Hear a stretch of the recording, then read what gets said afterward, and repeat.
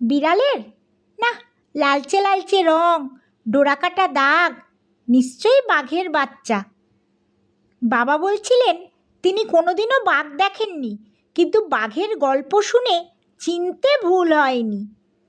বাবা পিছন ফিরে পানবরজের অন্য পিলি দিয়ে পা টিপে টিপে বেড়া টপকে আসায় অবাক হয়ে দীপু জানতে চায়, বেড়া টপকে এলে কেন বাবা?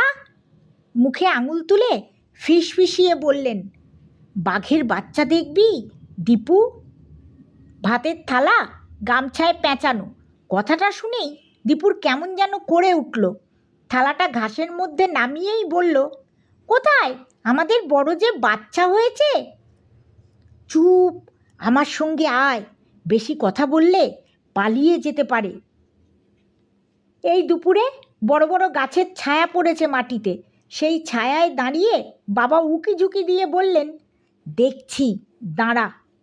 দীপুদের বাড়ি এখান থেকে অনেক দূর, সেখানেও চারদিক জঙ্গল, বেতের বাগানই বেশি, কিন্তু এই বরজ দীপুর বাবার হাতেই তৈরি।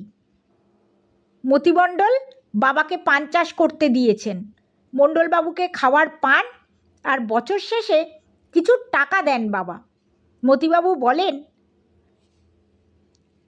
অসুবিধে থাকলে পয়সা করি কিছু দিতে হবে না নারায়ণ, ছেলেপুলে যেন কষ্ট না পায়, মনে করবে এই বরজ তোমার। পান চাষে খুব যত্ন দরকার। বাবা বলেন, নিয়ম নিষ্ঠাও সমান জরুরি। সেই জন্য বোধহয় কোনো দিন বরজের সীমানায় ভাত খান না। বরজ থেকে বেরিয়ে বাড়ি আসার সময় বাবা বরজকে হাত জোর করে প্রণাম করেন। একদিন জিজ্ঞাসা করলাম, বাবা প্রণাম করো কেন, পান বরজ কি ঠাকুর? বাবা মিষ্টি হেসে জবাব দিয়েছিলেন, ঠাকুর কিনা জানি না, তুমি যেমন আমাদের ভক্তি করো, আমিও তেমন এই বরজকে ভক্তি করি, প্রণাম জানাই। এর পাতা বিক্রি করেই তো বেঁচে আছি আমরা। কথাটা শুনে দীপুর ভালো লেগেছিল, খুব ভালো লেগেছিল।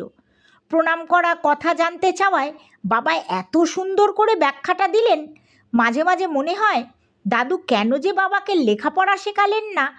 সত্যিই তো, দীপুর মনে পড়ল, গাছপালার কথা পড়তে গেলে কতবার প্রকৃতির কথা পড়তে হয়। প্রকৃতি সেখানে সত্যিই যেন কোনো দেবী।